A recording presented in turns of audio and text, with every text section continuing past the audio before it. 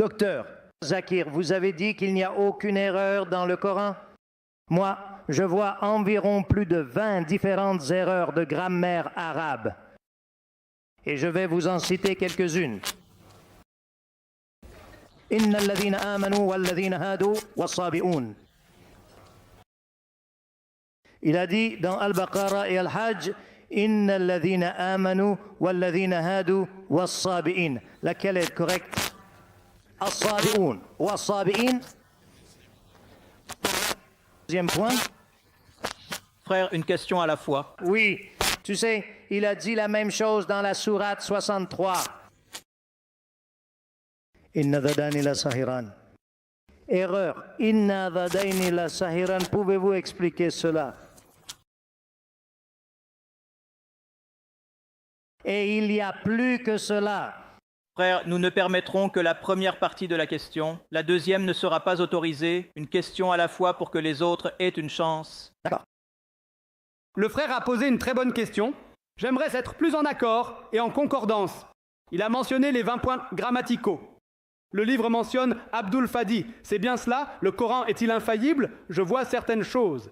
Oui. Alhamdulillah, tout va bien.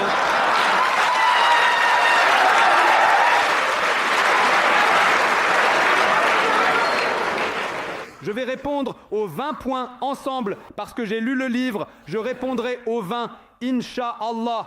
Alors, point numéro 1, frère, point numéro 1.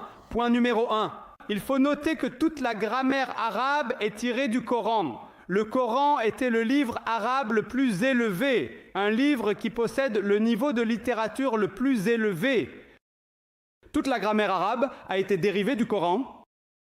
Le Coran est le manuel de grammaire. Puisque le Coran est le manuel de grammaire et que toute la grammaire provient du Coran, le Coran ne peut jamais contenir d'erreur. Point numéro 1.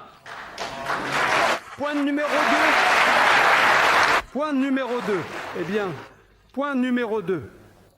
C'est comme si vous utilisiez une règle et disiez que sa mesure est fausse. Cela semble illogique. Point numéro 2. Dans les différentes tribus d'Arabie, et le docteur William Campbell sera également d'accord avec moi, dans les différentes tribus arabes, la grammaire ne cesse de changer. Dans certaines tribus arabes, le mot est féminin, alors que le même mot est même masculin dans d'autres tribus d'Arabie. Dans différentes tribus, la grammaire ne cesse de changer, même le genre change constamment. Alors, allez-vous juger le Coran selon cette grammaire défectueuse? Non. Et de plus, l'éloquence du Coran est tellement élevée, elle est bien supérieure.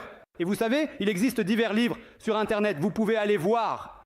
12 erreurs grammaticales, 21 erreurs grammaticales, Abdul Fadi, 20 erreurs grammaticales. Pensez-vous que ce sont les chrétiens qui ont relevé ces erreurs? Qui a relevé ces erreurs? Savez-vous qui les a relevées? Les savants musulmans comme Zamakhshari ont montré que la grammaire du Coran est si élevée qu'elle va à l'encontre de l'usage arabe conventionnel.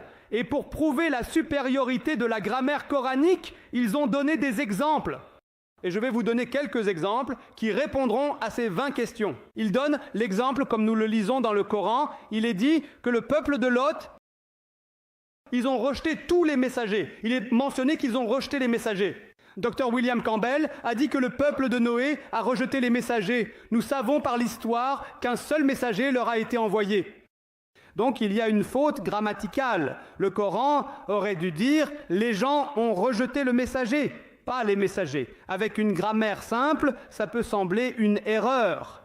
Mais si vous lisez les livres écrits par des Arabes, quelle est la beauté du Coran? La beauté du Coran, c'est pourquoi le Coran parle-t-il de messager au lieu de messager? Vous savez pourquoi? Parce que nous savons que le message fondamental du Coran, de tous les messagers, était le même, qu'il n'y a qu'un seul Dieu à propos du Tawhid, notre Allah subhanahu wa ta'ala. En mentionnant le peuple de Lot alayhi salam, il est dit que le peuple de Noé a rejeté le messager. En rejetant Lot alayhi salam, il rejette indirectement tous les messagers.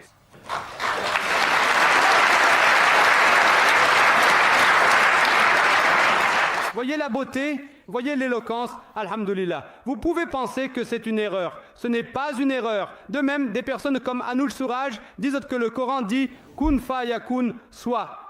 Cela devrait être « kun fa ka'ana ». On dit « kun fa ka'ana ». Ce n'est pas ça. « Kun fa yakun ». Mais kun fayakun est supérieur. Cela signifie qu'Allah, cela a été, cela est et cela peut être, passé, présent et futur. Merci, Dr Nike.